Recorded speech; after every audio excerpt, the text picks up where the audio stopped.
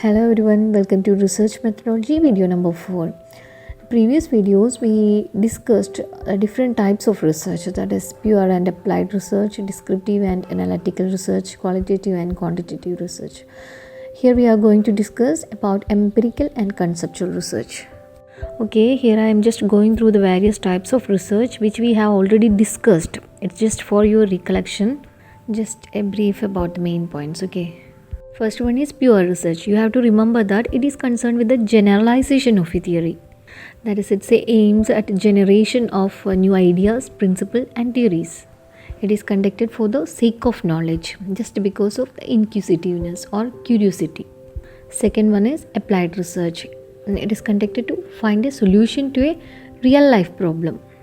That is, finding a solutions to an immediate problem facing a society or an individual and a business organization. Next is descriptive research. It is fact-finding investigation. That is description of the state of affairs. Focus on what is aspect. Okay. Descriptive research not aimed at hypothesis testing. Next is analytical research. It is concerned with testing of hypothesis, specifying and interpreting relationship, and focus on why aspect. And finally focus on cause and effect relationship. And we can see that it's a system of mathematical models or statistical techniques applicable to numerical data. Next is quantitative research. It is based on measurement of quantity. That is, quantitative research deals with the data that are numerical or that can be converted into numbers. Next is qualitative research. It is concerned with qualitative phenomenon. That is, it relies on a unstructured or non-numerical data. It aims at discovering the underlying motives and desires. For a detailed explanation, please watch the previous videos related to research methodology. I have put the links in the description. Now, empirical research. What do you mean by empirical?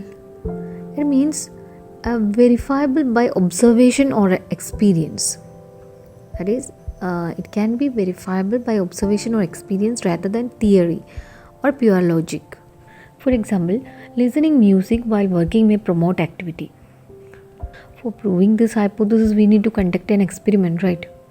Likewise, pharmaceutical companies use this empirical research to try out a specific drug on control groups in order to study the effect. This is the way they prove certain theories they had proposed. So you have to remember the points. First one, empirical research relies on experiment or observation. Secondly, it uses empirical evidence. Thirdly, conclusions of the study drawn from concretely empirical evidence. What do you mean by concretely empirical evidence? You may be heard of concrete and abstract concept. A concrete example is an example that can be touched or sensed. It is opposite to abstract quality. For example, water, book, etc. We can touch, we can sense.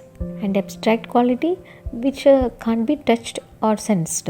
For example, truth, excellence, etc. So, empirical research make use of verifiable evidence in order to arrive at research outcomes. Its emphasis on verifiable evidence. Verifiable means something we can say scientifically verifiable if it can be tested and proven to be true. And we can say this empirical research is a data-based research. And this empirical evidence can be gathered using quantitative market research or qualitative market research. Okay, so these are the main points regarding empirical research. Next is conceptual research. So this research focuses on the concept or theory that explains or describes the phenomenon being studied. It does not involve any practical experiments. It is related to abstract concepts or ideas. For example, how can we describe the motions of the planets? And what are the building blocks of matter? These are some examples of conceptual research questions. This type of research largely used by philosophers to develop new theories or interpret existing theories in a different light. Say for example, Copernicus used conceptual research to come up with the concepts about stellar constellations based on his observations of the universe. Later, Galileo simplified Copernicus' research by making his own conceptual observations.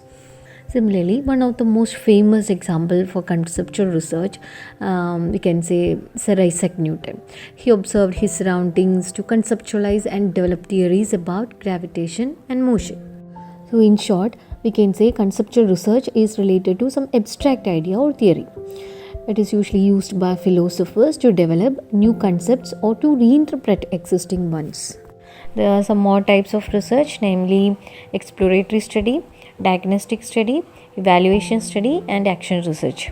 We would be discussing on these types of research in the coming video. Thank you.